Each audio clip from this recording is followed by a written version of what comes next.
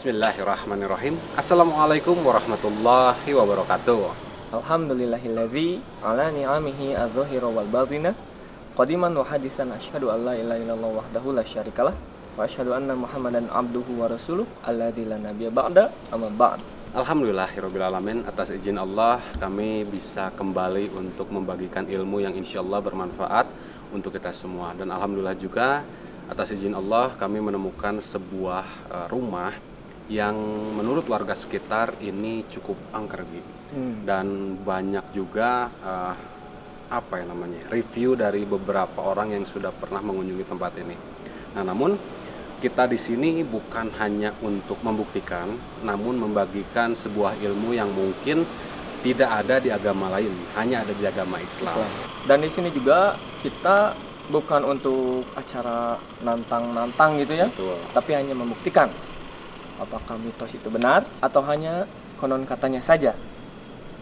Untuk lebih jelasnya, siap Om? Siap, insyaallah. Untuk itu tetap ikuti 4 jejak. Jangan lupa untuk klik tombol subscribe, nyalakan notifikasinya. Kalau suka videonya silahkan klik like, dan kalau bermanfaat silahkan share sebanyak-banyaknya. Insya Allah menjadi amal jariah dan kebaikan untuk kita semua. Percaya yang tidak jelas Atau mitos yang kita bahas.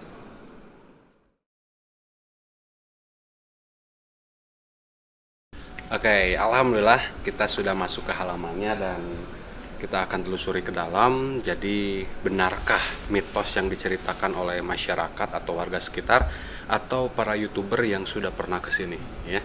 Jadi kita akan telusuri bareng-bareng. Siapa tahu kita dapat bonus juga gitu ya.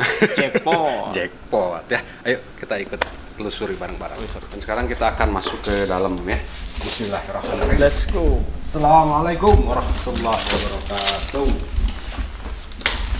Wow.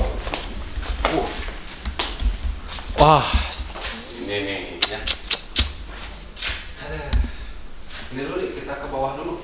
Kita telusuri ruangannya.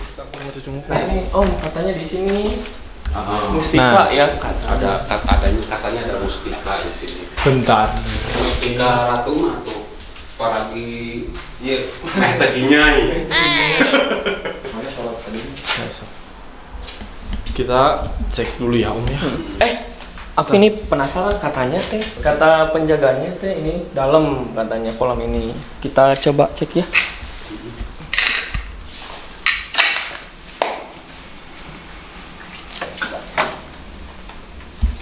Enggak sih, cuma sampai sini. Tuh. Ya, ini juga katanya ada anak kecil Gi. Di sini katanya ada anak kecil. Gimana Om? Ini Jadi menurut mitos dan juga katanya pembicaraan orang-orang, jadi tempat ini tuh ini kan enak nih tempatnya, ini kayak ruang keluarga sih ya. Jadi katanya di sini tuh diemnya anak kecil katanya, wallahu alam gitu ya. Dan kalau kita secara dipandang dalam sudut Islam, kita nggak tahu nih, jin ini masih kecil atau udah gede. ya ukuran jin itu jangan disamain dengan ukuran manusia gitu ya. Yang kecil, tuyul, raksasa. Makanya aneh juga gitu. Kok orang bisa merasakan ada anak kecil di sini lah. Terus yang info yang kita dapat tuh ada nenek-nenek. Terus ada apa lagi sih Ki? Ini jin yang besar. Oh ya, tinggi besar katanya. Terus ada juga perempuan. Sama nih, ada satu nih kata si AA yang lama di sini, yang tadi tuh ternyata kuntilanak itu hitam, bukan pakai baju putih. Kuntilanaknya hitam katanya. Hitam. Makanya agak ini juga sih ya. Makanya Tapi yang kita lihat tadi ditunjukin banyak sih. banyak. Tapi ini wallahu alam, tetap sekali lagi kita bukannya tidak percaya, namun tentunya di sini kita memandang dari sudut agama Islam ya. gitu. Lebih ke membuktikan aja sendiri ya Om ya.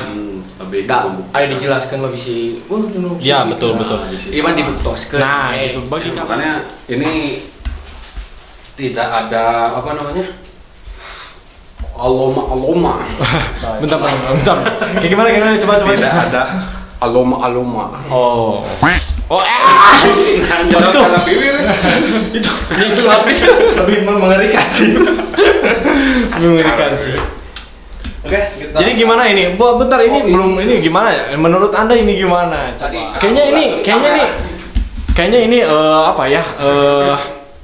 Kru kita ini datang jauh-jauh ya dari negara luar Holland. Do you can speak English, Mister? Biasa. Astagfirullah, mantap.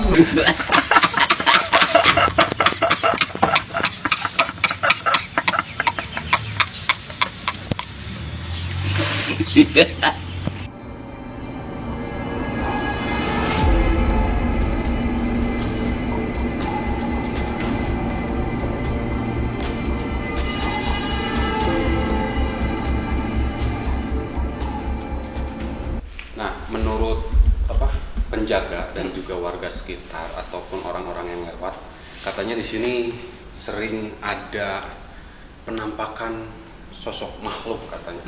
Nah, seperti yang kita bahas kemarin ya. Tentang hal gaib, yang apakah benar ketika kita melihat sesuatu yang tentang hal gaib itu penampakan, contohnya kayak kuntilanak, genderuwo, pocong, tuyul dan segala macamnya, jenis-jenis ririwa gitu ya. Apakah dengan kita membaca surah Al-Baqarah 255 atau yang dikenal dengan ayat kursi, apakah itu memang mempan atau tidak sih gitu? Baik. Seperti yang kemarin dijelasin ya. Ketika kita ingin memasukkan ini ke gaib, udah jelas tidak masuk gitu ya, dari definisi gaibnya gitu ya. Kemudian yang tadi Om jelasin, apakah si makhluk ini ketika dibacain surat gitu apakah mereka akan lari gitu kan? Nah gitu kan. Nah, kalau saya lihat dari sudut pandang prakteknya kita di masyarakat gitu ya. Nah, kan kita pernah belajar di Makdis nih. Betul. Nah, perhatikan orang yang ketika baca, benar ya? Betul. Apakah satu, makhrajnya sudah benar? Kedua, sifatnya sudah benar? Ketiga, tajwidnya kebanyakan kan ditabrak ya. Kebanyakan pakai gerakan gitu. Saya contohin misalnya. Coba. Misalnya kemana ya enaknya ya? Di sini misalkan. Sini deh, lihat kameranya. Misalnya di sini kita lagi jalan terus tiba-tiba ngeliat nih. Apakah kita pas lagi masuk terus Bismillahirrahmanirrahim. Allahu la ilaha illa huwal hayyul qayyum la ta'khudhuhu sinatun wa la nawm lahu ma fis samawati wa ma fil ardi. Man zal ladzi yashfa'u indahu bi idhnihi ya'lamu ma bayna aydihim wa ma khalfahum wa la yuhituna bi syai'in min ilmihi illa bima syaa'. Wa syi'a kursiyyuhu samawati wal ardi wa la yahuduhu hifdhuhuma wa huwal 'aliyyul 'azim. Jadi pabulit mungkin gitu ya. Jadi mungkin ketika baca itu karena ada perasaan yang takut sehingga keluar kalimatnya pun nggak benar. Dalam bahasa Arab salah satu huruf panjang kurang ya, itu maknanya berubah total ya. Ingat ya, berubah total ya. Nah, sehingga ketika kita bacaan itu, yang saya khawatirkan si makhluknya itu bukan takut, malah gini. Gitu. Gimana bentar. Gimana? Kenapa, bro? Bentar. Oh, gitu. Siap. Maaf ya. Siap. Oke. Jadi tapi kalau misalnya seperti yang kita sering lihat nih di YouTube, ada ketika dia melihat sesuatu lalu mengucapkan la wala quwata illa billah, terus astagfirullahaladzim, syahadat Allahu akbar ya Allah. Nah, apakah itu menunjukkan dirinya takut atau memang supaya yang dilihat itu pergi? Nah, kebanyakan yang seperti itu dianya takut. Karena di dunia jin dan manusia itu kan beda ya. Betul. Ketika kita melihat, yang takut siapa? Kita. Begitu juga dengan jin gitu. Karena emang sudah ada pembatas itu. Makanya disebut jin itu artinya tersembunyi kan, dari Betul. diambil dari kata jangan. Nah ya, benar. Betul. Apabila si jin ini kelihatan, itu udah bukan termasuk jin lagi. Oke. Betul ya? Betul. Nah, tapi masuknya itu jun gitu. Jun Hedi. Jun Trungan. Juntai.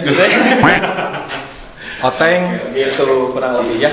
Nah, yang saya jawab ini, kenapa harus diberitahukan, harus diedukasikan gitu ya?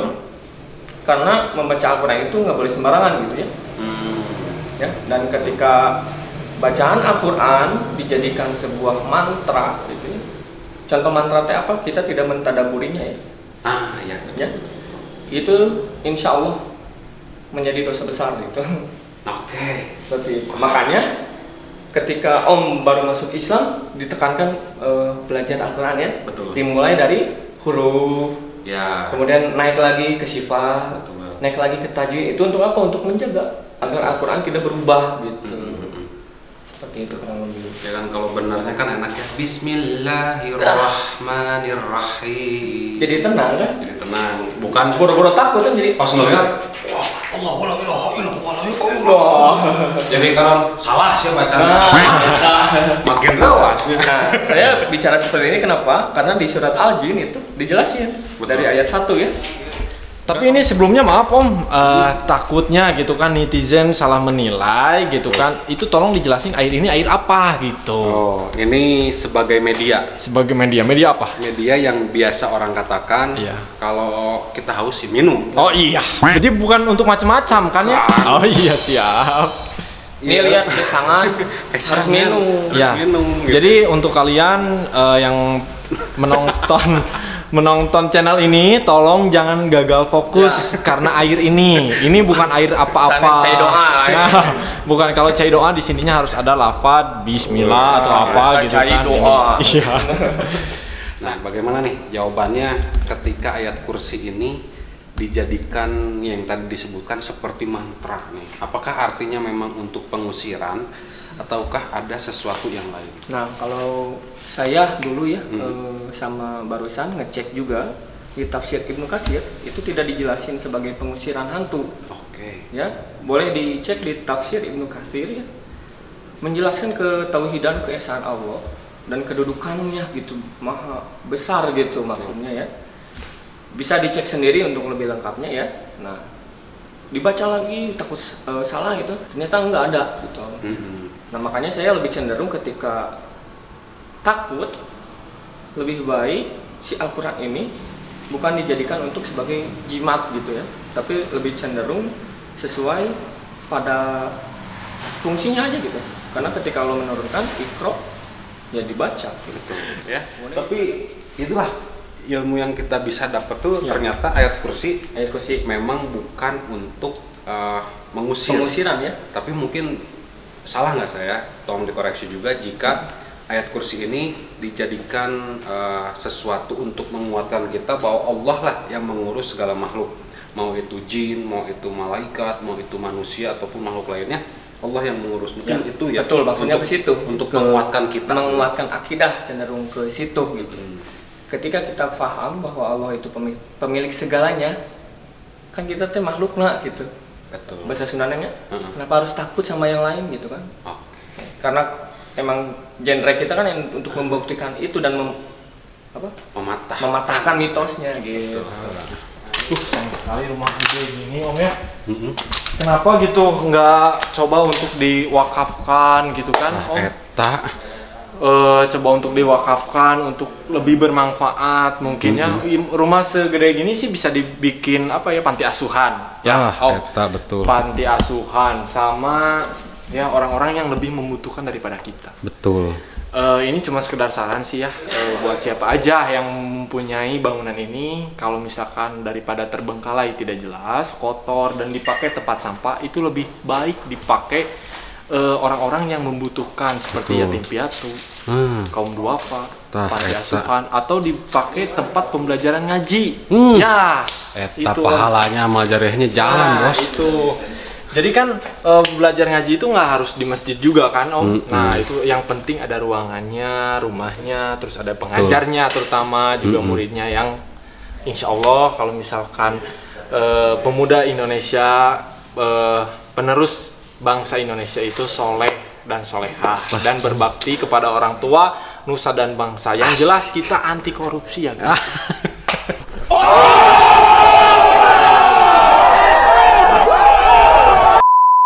Nah, kadon kanu politik, Bos. Enggak, ini soalnya banyak kejadian gitu, banyak kejadian yang ya begitulah. Ini terkait masalah tempat angker. Ya, ini kan kata warga nih sama orang yang udah kesini angker katanya. Serem lah. Nah, menurut pandangan Islam, baik di dalam Al-Quran maupun hadis ataupun sumber-sumber lain yang dari Islam ini, tempat angker ini benar ada nggak sih? Dari ilmu yang saya dapat seperti biasa ya, saya mengamalkan apa yang ilmu saya dapat gitu ya, nggak akan mengamalkan dulu kalau belum pasti gitu ya, belum benar-benar memahami gitu. Nah, dari tempat ini biasanya hasil dari hurufat ya, ketika ada suatu tempat dan tempat itu diyakini oleh orang lain, oleh warga sekitar menjadi seram, biasanya akibat hurufat. Oke. Kisah-kisah yang dibumbui dengan dusta. Betul. Biasanya hurufat ini diperkuat dengan takhoyul. Takhoyul itu hayalan. Jadi untuk memperkuat agar benar si masyarakat percaya bahwa tempat ini angker, ada cerita. Aku melihat sosok kuntilanak berbaju putih. Ternyata tadi dijelasin ya, kuntilanak itu hitam di Hitam, sini. katanya. Ya. Nah, kemudian bab paling kalau tempat angker kita lebih cenderung biasanya disuruh salam dulu ya. Ya, betul. Untuk salam itu ada banyak om untuk salam ya. Yang pertama ada salam liko. Salam liko itu salam pertemuan ya. Oke. Itu ada di hadis bab ini. Hakul muslim ala muslim situn ya. Ada 6. Salah satunya ada idza laqitahu fasalim alaihi. Apabila di antara kita gitu sesama muslim bertemu, fasalim alaihi, saling mengucapkan salam gitu ya. Assalamualaikum, waalaikumsalam, karena salam itu doa. Setelah salam liqa itu ada salam firaq. Salam firaq itu adalah salam perpisahan ya. Kita udah biasa ya kalau mau berpisah nyebutin juga assalamualaikum ya. Betul. Nah, kalau di kitab Lughuh Arabiyah Baina Yadai itu ada banyak om. Ada ila liqa ketika mau berpisah, ada ma'asalamah, ada rofakot kasalamah. Nah, nanti kalau kita belajar kitab itu kita jadi banyak kosakata gitu. Oh, ternyata say goodbye itu dalam bahasa Arab banyak gitu. Nah, tapi kalau kita biasanya pakai salam biasa aja ya, assalamualaikum ya, itu tidak apa-apa. Kemudian salam ta'abud om, salam yang memang dianjurkan oleh Rasul dan bernilai ibadah dan tidak usah dijawab ya, yang ta'abud ini setahu saya ya. Contohnya apa? Salam ketika sholat, kemudian mengucapkan salam ketika kita lewat kepada saudara-saudara kita yang telah meninggal, yang kemarin dibahas tuh. Oh, nah, itu ternyata masuknya ke salam ta'abud yang bernilai ibadah karena Rasul pernah ajarkan gitu ya ke situ. Nah, tapi kan kebanyakan gitu di kita salam itu harus dijawab semuanya kan. Nah, salam ta'abud ini nggak usah. Jadi ketika contohnya kita dalam sholat beres tasyahud akhir, kemudian salam, assalamualaikum warahmatullahi wabarakatuh. Nah, si makmum nggak usah ke depan, waalaikumsalam ustaz gitu. Okay. Nah, nggak usah kayak gitu, itu mah salam yang nggak usah dijawab tapi bernilai ibadah insya Allah ya. Jadi ketika kita memasuki ruangan atau sebuah tempat, ini ruangan ya. Sebuah tempat tetap kita mengucapkan salam. Nah, namun yang tadi yang sifatnya yang misalnya tidak ada orang, tentunya itu kan nggak ada yang jawab juga. Nah, gitu kan? itu. Nah, berarti tempat angker itu memang tidak ada ya? Tidak ada. Yang terakhir tadi dibahas itu istizan ya, izin. Tadi kita udah izin dulu ke pemilik rumah ya, bukan ke penunggu. Cek sunama pangguguh gitu. Enggak. Tahu naon ngaranna teh nya bahasa Sunda nama anu ngajar Karuhun. Karuhun. Karuhun, pasti ada kahanap gitu, karuhun kahanap gitu ya. Kaluhur. Itu bentar, itu kaluhur kahana. Oh iya, maaf. ajak hurun. Iya, itu yang buat tapok. Ya.